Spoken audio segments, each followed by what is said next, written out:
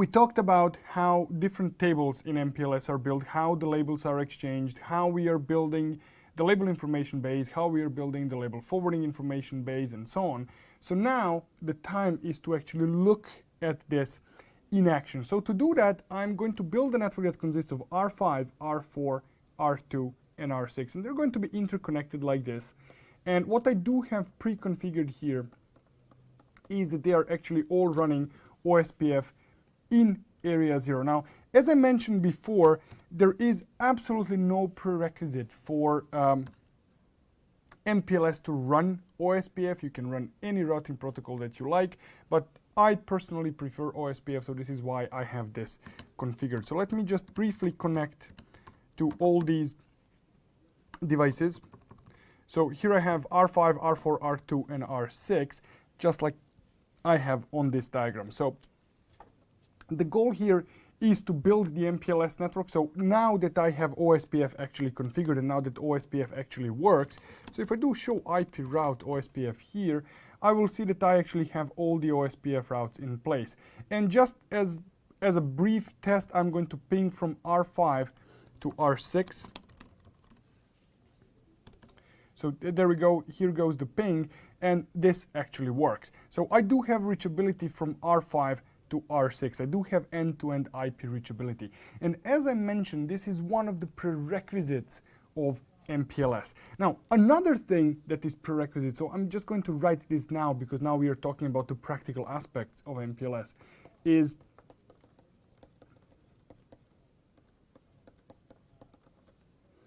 and pardon my spelling, I'm not entirely sure that I spelled that correctly.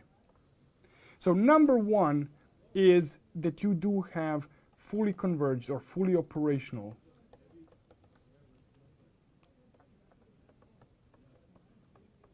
IP routing. So if you have fully operational IP routing, you are in a position that you can actually start building the MPLS network. If you don't have fully converged IP routing, don't even attempt to build your MPLS because you won't be able to actually do that. Now, number two prerequisite on IP routers is that you actually have IPsec enabled. If IPsec is not enabled, your MPLS will not work. And then third prerequisite is you to configure some sort of label exchange on interfaces. And here, this could be LDP, this could be TDP, and as I mentioned before, you could have RSVP, you could have BGP enabled, or you could be using static. Now, for the purposes of the CCIE lab exam, you can assume that you will not be seeing these three. So RSVP, BGP, and static, very, very unlikely. And also, very, very unlikely that you will be seeing TDP. But if you see any one of these, this one might be very likely. Might be likelier than these. These are, I can almost guarantee you will not be seeing this. Now, for LDP, you can count on it. So if you do have MPLS in your network, you will actually have LDP to deal with. So these are the prerequisites. So one is that IPsec is enabled. Now, these are the basic prerequisites, but when you are configuring MPLS actually, this should be the steps for configuring MPLS. The first thing is IPsec, which is enabled by default, but is it enabled by default in your lab? You don't know that because you are starting with some pre-configuration. The other one is MPLS IP globally. Now, this is also on by default, but is it on by default in your labs? And three, I would always set MPLS, LDP, router ID, and then you specify the interface. By default, the loopback with the highest IP address will be used, but then again, I'm not going to leave anything to the default. Now, highly recommended, not mandatory. So these are not mandatory. Highly recommended, but not mandatory, is to say MPLS label range. And then you specify the low end and then the high end of the labels. Now, I'll explain why this would make sense to do. and then finally interface X MPLS IP. So these would be the steps that I would always do when I configure the MPLS. So let's start in our network here. So I have R5, R4, R2, and R6 in the network.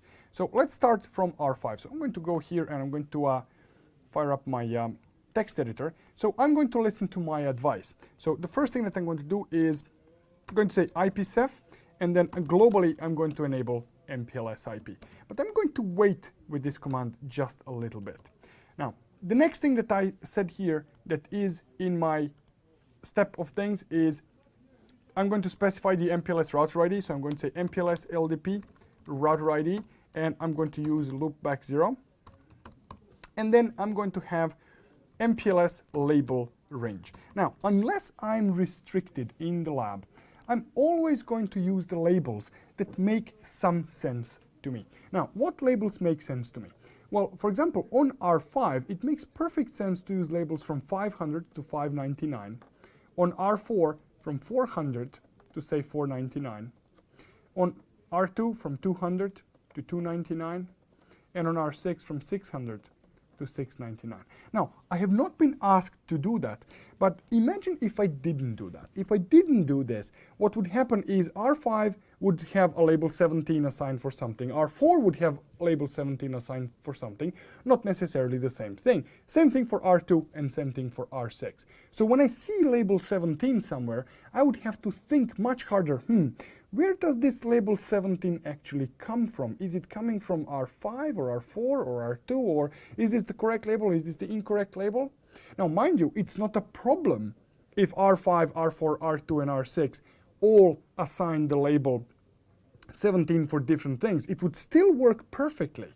But for me, as the human operator, as someone who might need to troubleshoot this network, this may actually present a problem. So this is why I'm going to assign the labels that are immediately going to tell me from which router do these labels come from. So if I see label 600 to 699 somewhere, I know exactly where it's coming from. Now, with this approach here, that means that I can use only 100 labels per device. If you are worried about this, well, just add one more number here. So assign from 5,000 to 5,999, or, something along those lines. So, but assign some label ranges that make sense to you.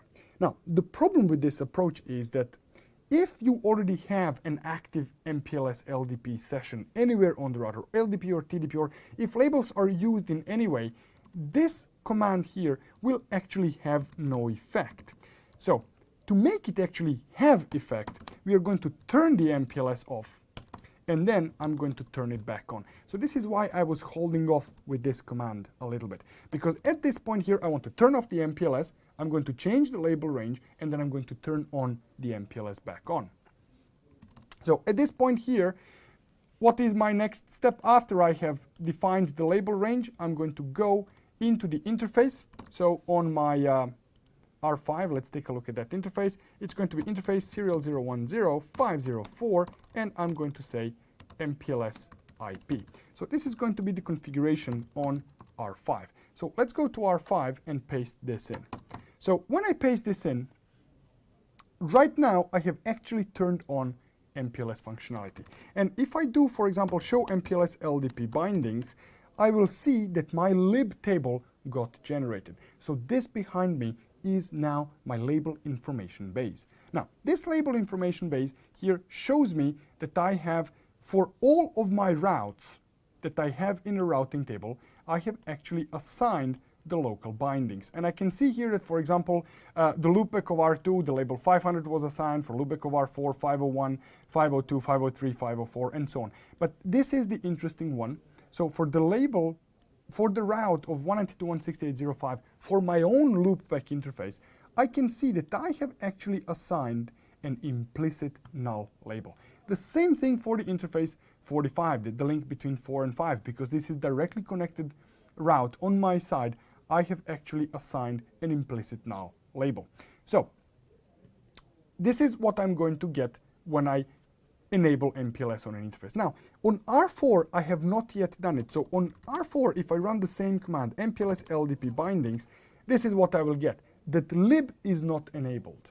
Now, mind you, if I do show run include MPLS here on R4, I don't see that MPLS is enabled globally. If I go to R5, show run include MPLS, here in the global configuration, I also don't have that command. This is from a sub-interface. You can see that because it's indented by 1, which means that MPLS command, the one that I ran, is actually the default. But you can see here that on R4, the table does not exist. It doesn't exist because there is no need for it. And this is what I mentioned earlier when I said that all sorts of things are going to happen in the background the moment you enable MPLS on one of the interfaces. And this is precisely what I've done here. What I've done, when I enabled this on an interface, the table in the background got created. Another table that got created is, of course, the MPLS forwarding table, or the LFIB. And I can see that if I do show MPLS forwarding table, now this is the forwarding I have. Now, this is significant here because I'm told that for all destinations, I'm using no labels. Well, I'm using no labels because I don't have any remotely assigned labels, but the table is there, it's ready to go. If I run the same command on R4, show MPLS forwarding table, I will see here that no MPLS applications are enabled, or MPLS is not enabled on any interfaces. So again, this table doesn't exist on R4. So the creation, the act of me actually enabling this on an interface, this was the command that actually triggered the creation of the labels. Now, this is how the labels got created on R5. But there is one more thing, one very, very practical thing that I want to show you. I have enabled LDP now on an interface, and I can see that if I do show MPLS interfaces, I can see that on interface serial 010504, I have MPLS enabled, that LDP is enabled. There is no tunneling in use, the BGP is not used, the static labels are not in use, but it is operational because I have LDP enabled. So these are different methods that you can use to enable MPLS on the interface, but this is not something that you need to be concerned about. This is what we care about. So we have enabled LDP, and MPLS is, as far as this router concerned, is operational on the interface. So let's take a look at LDP. One of the most useful LDP commands that you can run is show MPLS LDP discovery. So if you do show MPLS LDP discovery, what we are going to see here is, first of all, what is our local LDP identifier.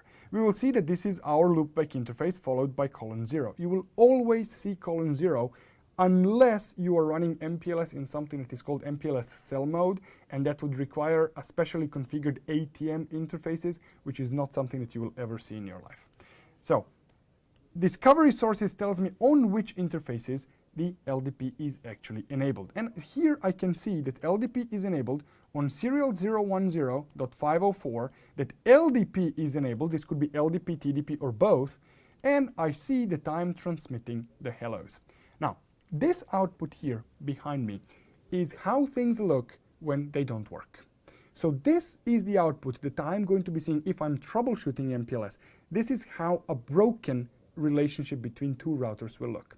Why is this broken? Well, because we are transmitting the hellos, but we are not actually receiving any hellos. We are not receiving hellos, of course, because R4 is not actually configured for MPLS. So let's configure R4 for MPLS. So going to my text editor here, very few things are going to change. I'm going to change the label range and simply change the interface that is in use here, and I have 402 and 405.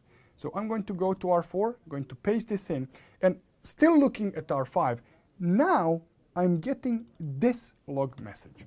Now, this log message here means that the LDP neighbor 192.168.0.4 came up. Now, let's rerun our show MPLS LDP discovery. This is how the output looks when it probably does work. Now, why do I say probably? Because there are still things that can be broken, but now we see that on this interface we are running LDP, we are transmitting hellos and we are actually receiving hellos.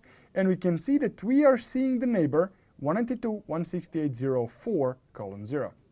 This is what shows me the discovery operation. This is the UDP based operation. But what about that TCP session? Well, based on this log message here, I know that this session is up because this log message will show up when the session gets established. But let's actually take a look at the session. And to do that, I can run show MPLS LDP neighbor command. And here I see that I have the peers identifier 192.168.0.4:0. This is my local identifier, and this is the actual TCP session. And I can see that it was actually established by 192.168.0.5. So R5 was the one that established the session. It will always be the higher number from the random port number to 192.168.0.4 port 646. Now, this command here is the command that you should almost never run. So I'm going to delete this output. You should get in the habit of running show MPLS LDP neighbor detail. Now, as you will see, the output between detail and non-detail is remarkably similar. But one thing that the detail will show you that this command will not is the configuration for the authentication. You will also see it on this line if it was enabled. There will be an indication here that MD5 is on. Now, if you don't run the detail command, you will not have information whether the authentication for LDP is actually configured or not. Since it's mentioned in the blueprint, I'm going to configure authentication between R4 and R5. It's going to be a very simple configuration, and that is done on the MPLS LDP neighbor command. So on R5, MPLS LDP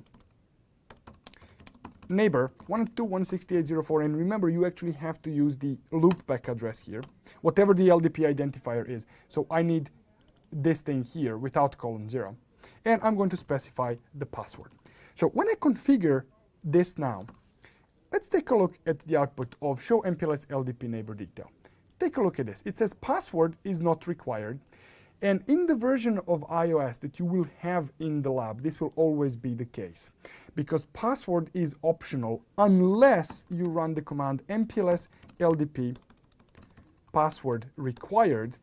But this is not possible to do in the version of iOS that you will have in the lab. My version here is slightly newer, so I'm running 12.4.24t, and in the lab you will have 12.4.15t. So you will always have this not required, but don't worry about it, it will still work.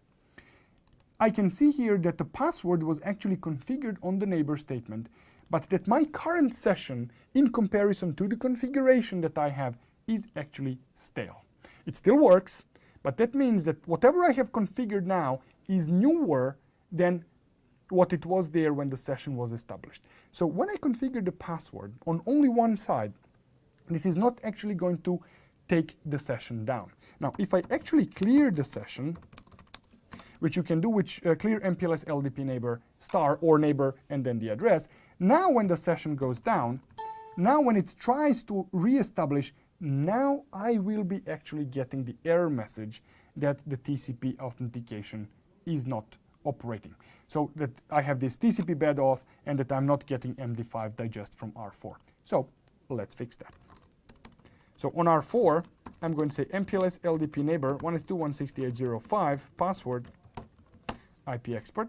So when I do that, I should be seeing the log message here that the neighbor is coming up, and here is the log message. And let me show you now how the show MPLS LDP neighbor detail looks. Now, this is the line here, and this is what I'm looking for. MD5 on. If you have this, your authentication is good.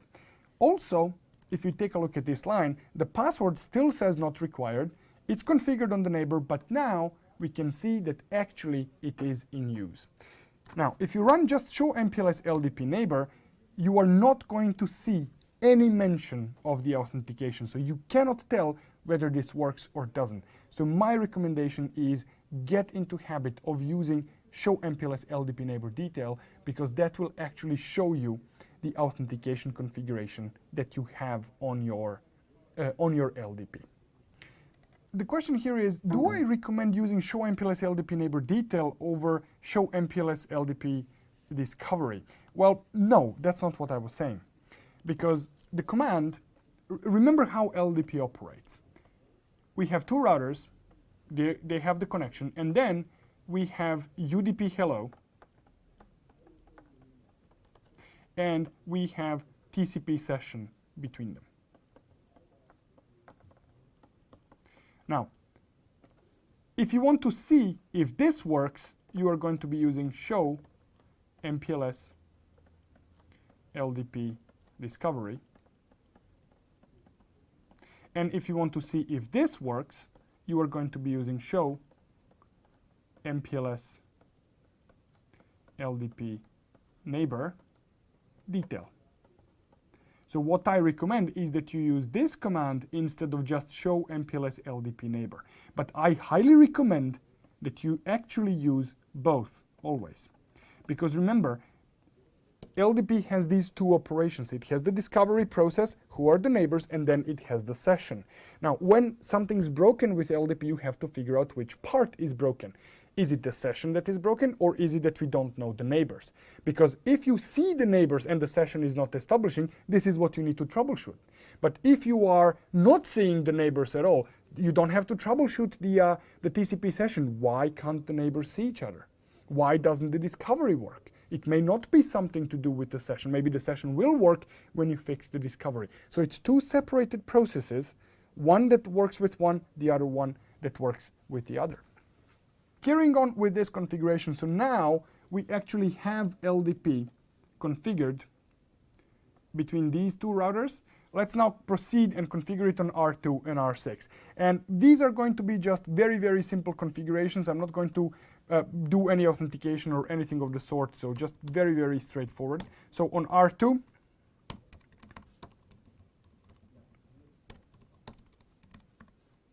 going to change the label range though. So this goes to R2. And again, I'm just going to wait for that confirmation that I do have this LDP neighbor coming up. I'm going to wait for it here. And on R4, now I'm going to say show MPLS LDP discovery. There I have it. And on R2, show MPLS LDP discovery. I have it. Neighbor detail. I do have the neighbor. So it's okay to check just from one side in this case. So on R6, let's build this. And then 602 is what I need, so let's add this. I have the message, which means that the session came up, so but anyways, I'm going to confirm show MPLS LDP discovery, and if I do show MPLS LDP neighbor, I can see here that I do have two discovery sources, but let me do what I was recommending you do, so discovery and neighbor detail.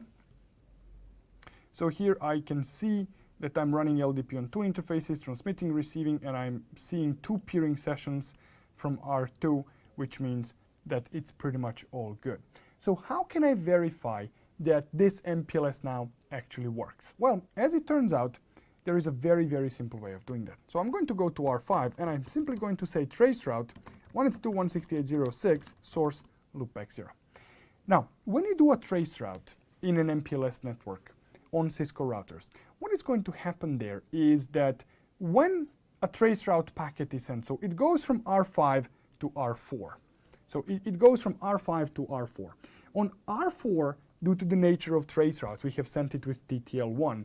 The TTL expires, and there is a code in iOS that is actually going to put the value of the labels on a discarded packet that were used, and they're going to be sent as the ICMP unreachable. So the ICMP unreachable that goes back from R4 to R5 is going to carry the information about which labels were used to send this traffic. This is why in the traceroute output, when we are doing the traceroute from the routers, we are actually going to see the label stack. So we can see here that it was label 402, which had experimental bits 0, which is very, very good troubleshooting tool, because now we can tell that from R5 to R4, the traffic was sent using label 402, which we know for a fact now was assigned by R4. How do we know that for a fact? because it is in the range between 400 and 499. Then we can see that R4 sent the packet to R2 with label 202, which again we know for a fact was the label assigned by R2 because that's what we configured. And then we can see that between routers 2 and 6 there was no label in use. So we can actually see that there was PHP action going on. So this is the easiest way to actually see MPLS in action. But this is not the magic bullet, because there could have been a thing configured that would prevent you from actually seeing the traceroute. So now this is the output that I'm going to get. Now it appears that R5 and R6 are directly connected.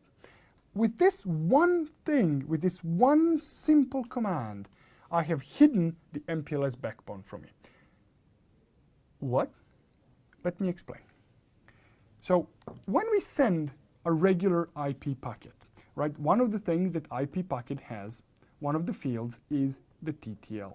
So this is the IP packet. Now, when we arrive with our label here, you may remember that one of the fields in the MPLS packet is the actual TTL value.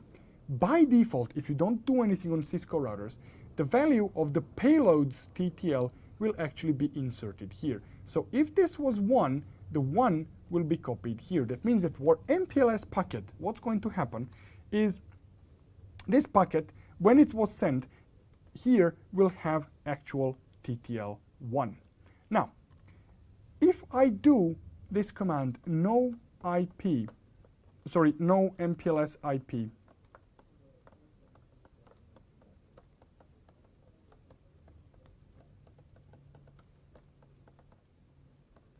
and I have several options, and the options that I can configure here are the one that I used, local. It can be forwarded or it can be both.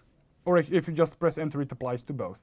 So I have 3 options here: forwarded, local, and CR. Now, for forwarded, applies to routed traffic, or I should say to transit traffic. So the traffic that is not originating or terminating on the local router.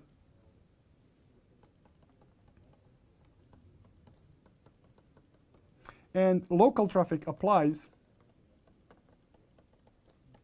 to locally generated traffic.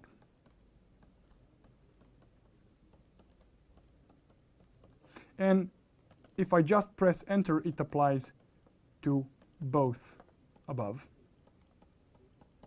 What I'm going to be doing, so when you configure this, when we have an IP packet here that has the TTL value, instead of actually copying value to the MPLS, the TTL value of MPLS here is going to be set to maximum. So what's happening here is that even though I have done the traceroute, so when I do the traceroute here, what's happening is that the packet that gets generated is still an MPLS packet, but instead of expiring on R4, it is actually going to go all the way to R6.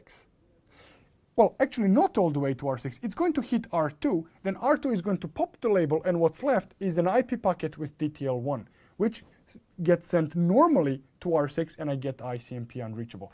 So basically, from the traceroute output, I have hidden the MPLS backbone. Now, the reason why I'm telling you this is that in the lab, they can tell you, build this MPLS backbone and make sure that when customers are tracing through this network, that they don't see the backbone devices in your MPLS network. This is what no MPLS IP propagate TTL does. But remember these 2 options here, because for example, what is most commonly configured in service provider networks is actually this forwarded thing. Why? Because this would hide the MPLS network from the customers.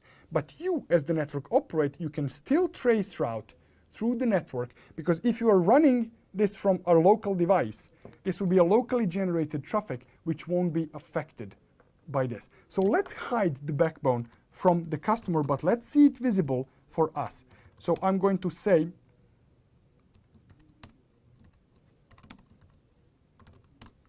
something like this. So if I do show run include MPLS. This is what I have now configured. So if I do a trace route, because this is locally generated traffic, this has no effect on me right now. But if I had a router that was behind R5, some device behind R5 that was doing the trace route across this network, it would actually appear as if R5 was directly connected to R6. We would have hidden R2 and R4 from the output of the trace route. So that's one more thing that I wanted to show you. But let's take a look at this same thing. So this was the trace route, and this is how the labels look. But now let's look into those databases and see how those databases actually see this traffic. So on R5, let's take a look at what the routing table tells us. The routing table here tells us that if I want to reach 192.168.0.6, I can reach it through R4 out of this interface here. Very good. So if I take a look at my label information base, so show MPLS LDP bindings, let's say 192.168.0.6/32. This is what I'm going to have. So I have the local binding, this is what I expected. I can see the label 502, that is the locally assigned label. And this is the remote binding. Now, the remote binding from 192.168.0.4 says this is label 402. So this is what I have in my lib. Now, if I take a look at my LFIB, if I do show MPLS forwarding table, this is what I will be seeing there. It says local label 502. If I receive traffic with this local label, replace it with this and send it out of this interface here. This is what I was telling you earlier, that, and it was this diagram here, that these two entries here, so these are the two entries that I'm talking about now, that in the iOS they are actually going to show up as a single entry. But it's better thinking of them as separate entries, because what is happening here is if we receive the labeled packet 502, we don't care about which network it was assigned to, which FEC or the forwarding equivalency class it was assigned to, because the only thing that matters was that it was a labeled packet. Now, but if we receive the IP packet for this network, it doesn't matter what the local label is. The only thing that we care about is the outgoing label and the outgoing interface. So even though here in the iOS this is actually shown on a single line, it's better thinking of these two logically as separate entries that point in the same direction. So one for labeled packets and one for unlabeled packets. But in any case, if we want to send traffic for this network destination, we are going to be using this label, and we'll be sending it out of this interface, which is point-to-point next hop. We don't actually care about the layer 2 resolution in this case. We can also see this in Ceph. So if I do show IP Ceph, if I do show IP Ceph 192.168.0.6, of course now I believe that I have to do it like this. Yep. I'm going to see that next hop is 192.168.45.4, which leads me back to this bind here. So this is what tells me that this is the next hop. Out of serial 010504, and we can see the label there as well. So we can see that in the Ceph table, we can actually see pretty much the same information that we have here. Now, let's take a look at R4. So R4 is now receiving a labeled packet 402. Let's go there. So here, if I do show MPLS forwarding table, I will see that incoming packet 402 means send this traffic out of this interface here. If I do show IP Ceph, so I'm going to run show IP Ceph. Here, let me see if I can actually see. Oh, there is no show MPLS Ceph, so we have to be content with show MPLS forwarding table. So we can see here that incoming label 402 means send the traffic using label 202 out of this interface. And we can actually see that some traffic was actually sent there. Let's take a look at R2. Show MPLS forwarding table. We can see that 202 is now replaced with POP label. Now, it's important here to remember, if you recall, when we ran the same command on R5 at the very beginning, just when we enabled MPLS, all of these items here said no label. When you see no label here, this is MPLS delete operation.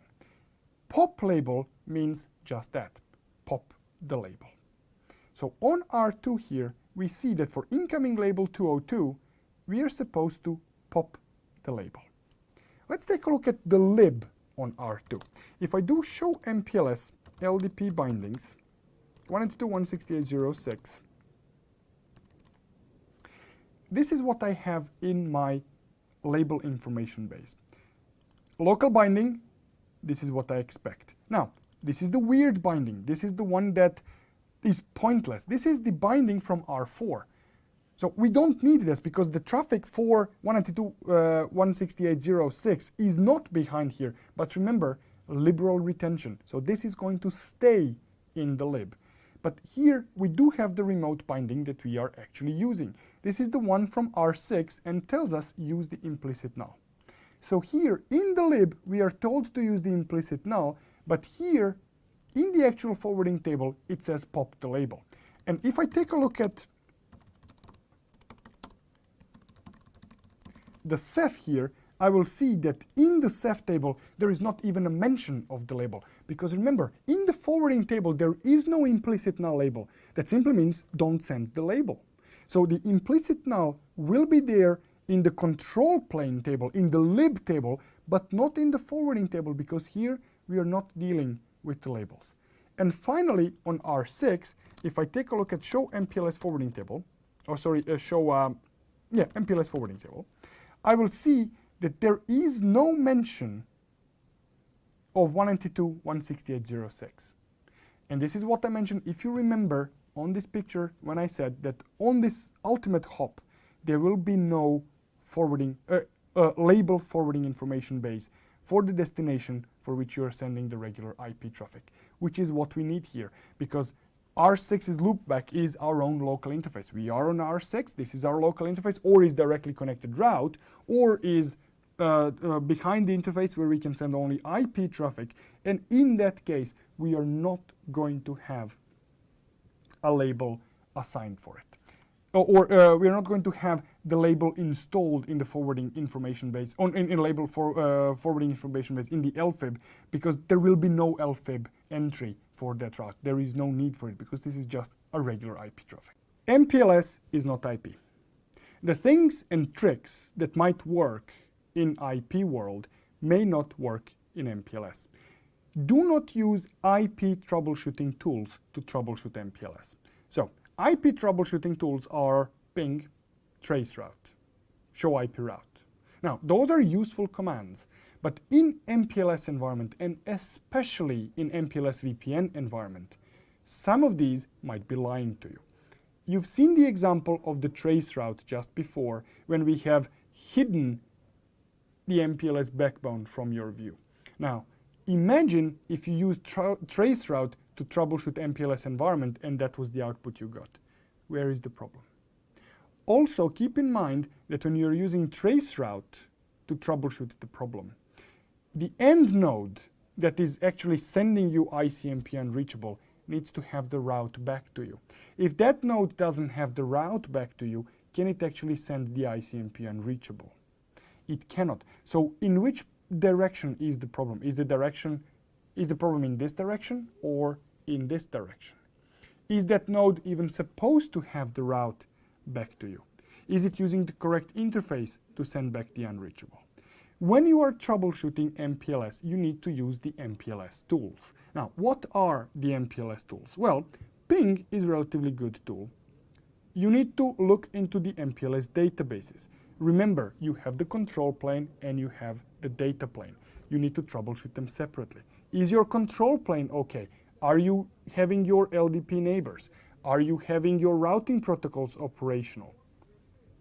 Do you have the databases set up? Do they exist? Is the Ceph enabled? Is MPLS enabled globally? Is MPLS enabled on the interfaces? Are you seeing MPLS discovery? Are you seeing MPLS neighbors? Are you getting correct information in your lib and your rib? Right? Are you getting the routes in the routing table? Are you getting routes in the label information base?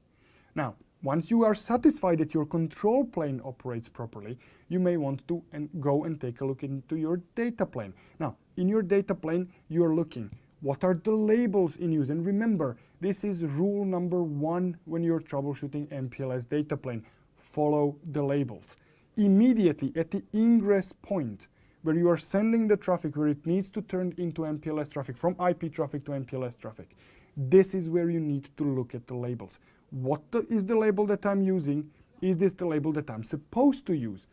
Go to the next hop, follow the labels. This incoming label, where does it go? Follow the label, follow the label, follow the label, follow the label. This is a key for troubleshooting MPLS, is follow the label.